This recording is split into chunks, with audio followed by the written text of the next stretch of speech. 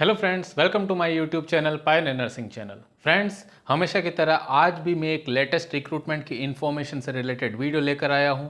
So video के last तक बने रहिए और ऐसे ही लेटेस्ट रिक्रूटमेंट से रिलेटेड अपडेट इन्फॉर्मेशन के लिए लाइक शेयर सब्सक्राइब करें हमारे channel Pioneer nursing channel. So friends, शुरू करते हैं आज का video.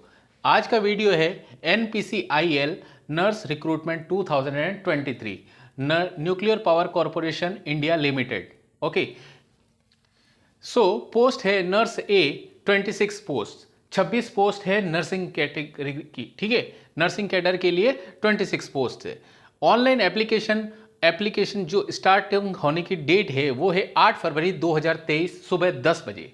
Next closing date for application online वो है डेट 28 फरवरी 2023 शाम 4 बजे, यानी 28 फरवरी 2023 शाम 4 बजे क्लोजिंग डेट है ऑनलाइन एप्लीकेशन की। नेक्स्ट ऑफिशियल वेबसाइट, यानी जो भी आपकी क्वेरी हो या फिर जब भी एप्लीकेशन के बाद सबमिट होने के बाद में एडमिट कार्ड का लिंक आए और दूसरी जो भी ऑफिशियल इंफॉर्मेशन होगी एग्जाम से रिलेटेड रिक्रूटमेंट से रिलेटेड, वो इसकी ऑफिशियल वेबसाइट जो है NPCIL की www.npcil.nic.in पर अवेलेबल होगी। और भी जितने भी क्वेरीज है लाइक हाउ टू अप्लाई और रिक्रूटमेंट की डिटेल्स, ओके, एटसेट्रा एटसेट्रा, जो भी इंफॉर्मेशन है ऑफिशियल वेबसाइट पर अवेलेबल रहेगी। नेक्स्ट, जो भी एज लिमिट है हमारे नर्सिंग पोस्ट के लिए वो है 18 to 30 ईयर्स, यानी 18 से 30 साल के जो भी मेल और फीमेल कैंडिडेट्स है वो इस पोस्ट के लिए अप्लाई कर सकते हैं। ठीक है, नेक्स्ट क्वालिफिकेशन और एक्सपीरियंस। अब बात करते हैं क्वालिफिकेशन और एक्सपीरियंस की, तो डिप्लोमा और डिग्री दोनों में से जो भी है आपके पास में वो यहां पर आप अप्लाई कर सकते हैं। और इसके अलावा आपका जो डिप्लोमा या डिग्री है वो स्टेट नर्सिंग काउंसिल या इंडियन नर्सिंग काउंसिल से रजिस्टर्ड होना चाहिए। ठीक है, इसके अलावा 3 साल का क्लिनिकल एक्सपीरियंस होना भी आपके पास में ज़रूरी है, यानी कि अगर आपने डिप्लोमा पास किया हो या डिग्री पास की हो तो 3 इयर्स का क्लिनिकल एक्सपीरियंस मिनिमम मांगा गया है आफ्टर GNM और आफ्टर BSc और पोस्ट बेसिक और MSc नर्सिंग। ओके, तो इस बात का भी ध्यान रखिएगा।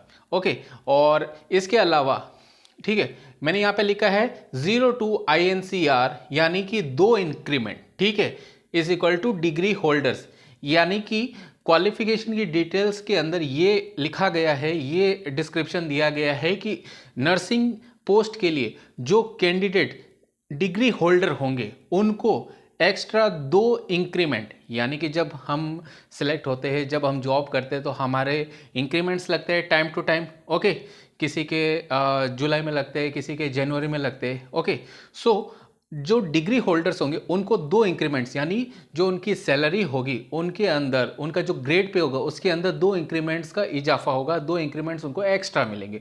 सो ये बात भी अंडरलाइन करने लायक है। ठीक है, डिग्री होल्डर्स के लिए ये एक गुड न्यूज़ है। ठीक है, सो इसके अलावा nursing assistant class 3rd and above from the armed forces, यानी कि अगर कोई कैंडिडेट मतलब किसी ने आर्म्ड फोर्सेस के अंदर कहीं पे जॉब की है और उसके मतलब पास में एज अ नर्सिंग असिस्टेंट, ठीक है, जैसे कि फीमेल स्टाफ मतलब ज़्यादातर जिनको BSF और अदर आर्म्ड फोर्सेस के अंदर नर्सिंग स्टाफ के तौर पे लिया जाता है।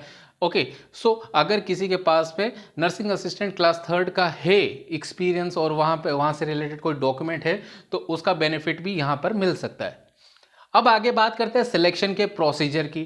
ठीक है, तो सिलेक्शन का प्रोसीजर वेरी सिंपल है। ठीक है, सबसे पहले रिटन एग्जाम होगा। अब रिटन एग्जाम OMR, ठीक है, और OMR शीट बेस्ड, ठीक है, जिसके अंदर हम सर्कल फिल करते हैं, और CBT कंप्यूटर बेस्ड टेस्ट, दोनों में से किसी भी एक तरीके से हो सकता है, प्लस स्किल टेस्ट होगा। ठीक है, यानी कि हमें जो भी नर्सिंग प्रोसीजर्स हम करते हैं डेली रूटीन के अंदर या फिर हमने जो भी थ्योरी के अंदर हमने, ठीक है, A to Z, जैसा कि मैं शुरुआत से कहते आया हूं कि जो भी हम नर्सिंग प्रोसीजर्स करते हैं, चाहे वो जनरल हैंड वॉशिंग से लेकर हम ड्रेसिंग ट्रे या स्यूचर ट्रे को पैक करना हो या फिर ड्यूरिंग सर्जरी डॉक्टर को असिस्ट करना हो, पेशेंट को मेडिसिन एडमिनिस्ट्रेशन करना हो, ठीक है, या फिर इसके अलावा जितने भी हमारे नर्सिंग के प्रोसीजर्स होते हैं, ठीक है, चाहे वो पेशेंट को बिठाना हो, लिटाना हो, फीडिंग कराना हो, कैथेटर केयर करना हो, मतलब XYZ ऑल प्रोसीजर्स उन्हें ही कहा जाता है स्किल।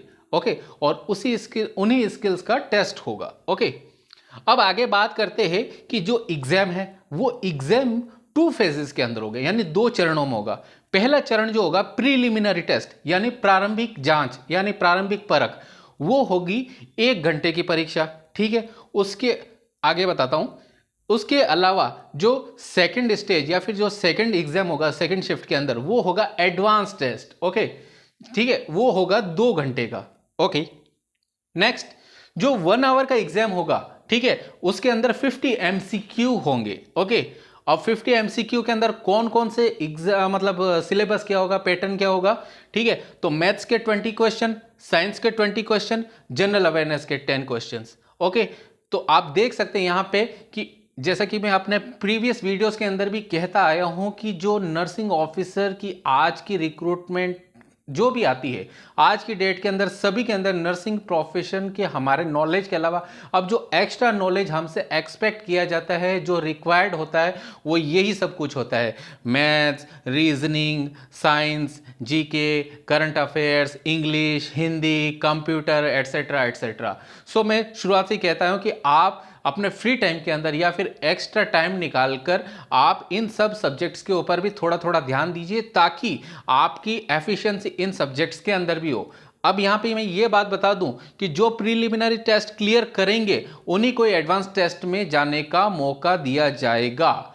और अंडरलाइन करने वाली बात, जो लोग एडवांस टेस्ट को क्लियर करेंगे उन्हीं को ही सिलेक्शन के लिए क्वालिफाई माना जाएगा, उन्हीं की बेस पे मेरिट तैयार होगी सिलेक्टेड कैंडिडेट्स की, और उन्हें ही अपॉइंटमेंट लेटर जो है वो रिले किया जाएगा, उनको मेल किया जाएगा। ओके, सो हाँ, 2 आवर्स एग्जाम जो नेक्स्ट 50 MCQ होगा, यानी एडवांस टेस्ट, उसके अंदर भी 50 MCQ है नर्सिंग सब्जेक्ट्स के। ठीक है, तो आप देख सकते हो 50 MCQ टोटल 100 MCQ के एग्जाम होगा, और उसके अंदर आप देख सकते हैं दोनों ही फेजेस के अंदर या दोनों ही टेस्ट के अंदर, चाहे वो प्रीलिमिनरी हो एडवांस हो, ओके, दोनों के अंदर ही 1/3 निगेटिव मार्किंग रखी गई है। यानी अगर सही क्वेश्चन हुआ तब तो 3 मार्क्स, और अगर गलत क्वेश्चन हुआ तो 1 मार्क्स काटा जाएगा। ओके, सही आंसर्स में से या फिर आपके स्कोर में से। और ऑनलाइन एप्लीकेशन फॉर्म कैसे अप्लाई करें, तो NPCIL की ही ऑफिशियल लिंक दिया हुआ है www.npcil-careers.com.in।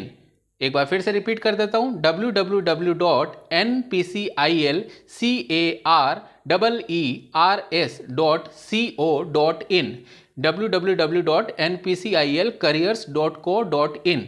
इस लिंक पे जाना है और आपको अप्लाई करना है। आप चाहे तो स्क्रीनशॉट ले सकते हैं या फिर पिक कलेक्ट कर सकते हैं।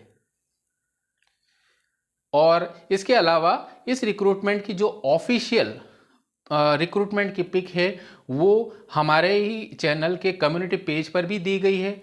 और इसके अलावा जो भी कैंडिडेट्स या जो भी सब्सक्राइबर्स या जो भी एग्जामिनीज इसकी ऑफिशियल इंफॉर्मेशन की डिटेल चेक करना चाहते हैं, तो वो NPCIL की ऑफिशियल वेबसाइट npcil.nic.in पर जाकर भी डाउनलोड कर सकते हैं, चेक कर सकते हैं। बाकी जो रिक्रूटमेंट की एडवर्टाइजमेंट की पिक है वो हमारे चैनल के कम्युनिटी पेज पर दी हुई है। और इसके अलावा आपको रिक्रूटमेंट से रिलेटेड जो भी क्वेरी हो, आप मुझे चैनल के इस वीडियो के अंदर कमेंट बॉक्स के अंदर कमेंट करके पूछ सकते हैं।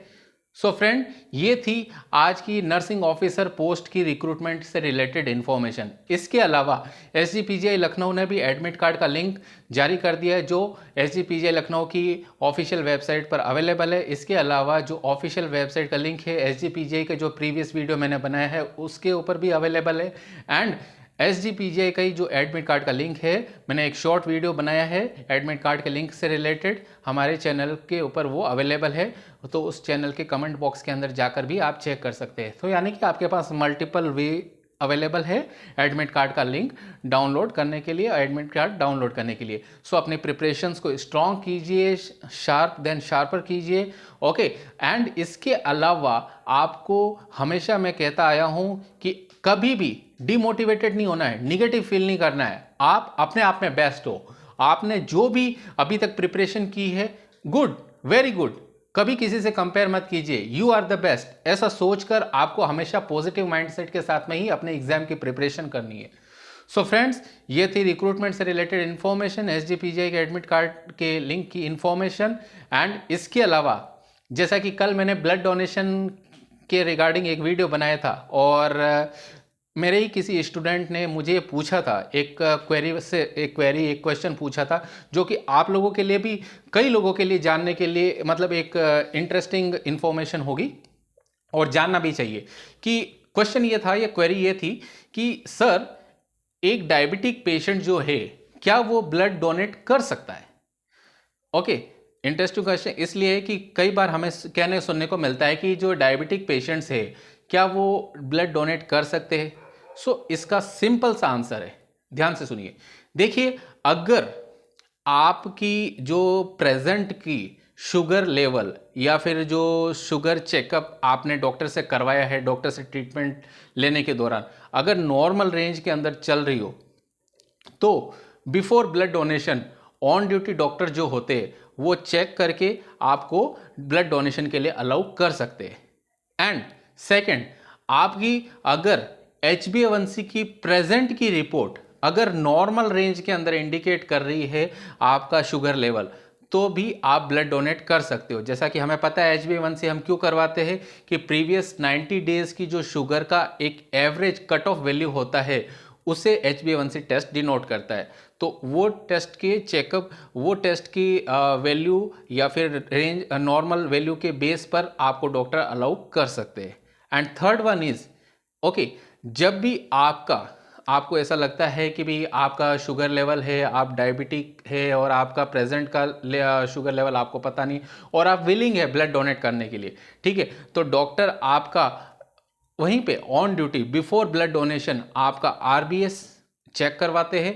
एंड उस कंडीशन में अगर कट ऑफ वैल्यू, ठीक है, जैसे सबसे पहले मैंने आपको बताया रखा है, ऑलवेज मैं कहता हूं कि अगर कोई पेशेंट, ठीक है, जो मतलब अनअवेयर है, उसे पता नहीं है कि भी उसे डायबिटीज़ की शिकायत है या डायबिटीज़ की प्रॉब्लम है, बट उसे ऐसे सिम्टम्स फील होते हैं, ओके, सो RBS वैल्यू जो रैंडमली ब्लड शुगर हम चेकअप करवाते हैं, ठीक है, अनअवेयर एंड किसी भी तरह से कोई भी सोर्स नहीं है, मतलब क्लाइंट को ऐसा लगता है कि नहीं है प्रॉब्लम, तो RBS की वैल्यू 200 मिलीग्राम पर डेसीलीटर उतनी है या उससे ज़्यादा है, ठीक है, तो उस कंडीशन में आप ब्लड डोनेट नहीं कर सकते। लेकिन अगर आपकी नॉर्मल रेंज के अंदर आपका ब्लड शुगर लेवल आ रहा है, यानी कि 110 या फिर 120 या फिर उसके आसपास ही आ रहा है, तो उस कंडीशन में आप ब्लड डोनेट कर सकते हो।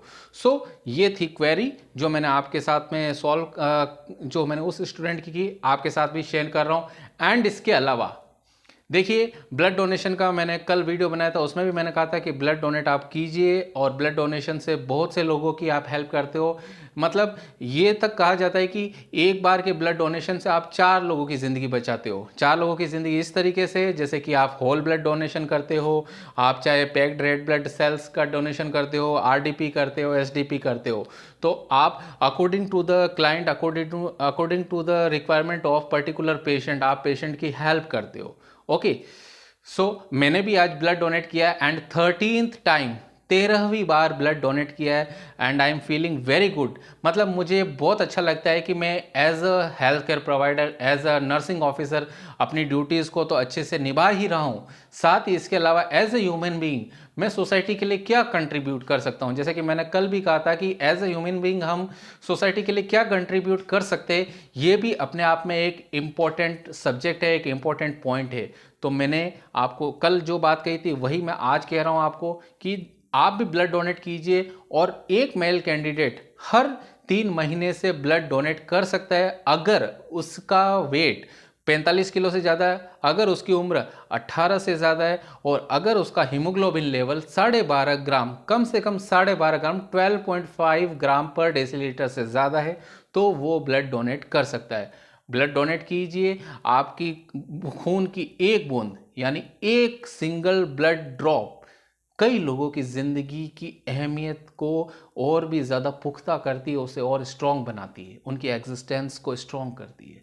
सो friends, take care, all the best. और ऐसे ही इंपॉर्टेंट वीडियोस के लिए आप लाइक शेयर सब्सक्राइब करें हमारे channel. Take care, all the best.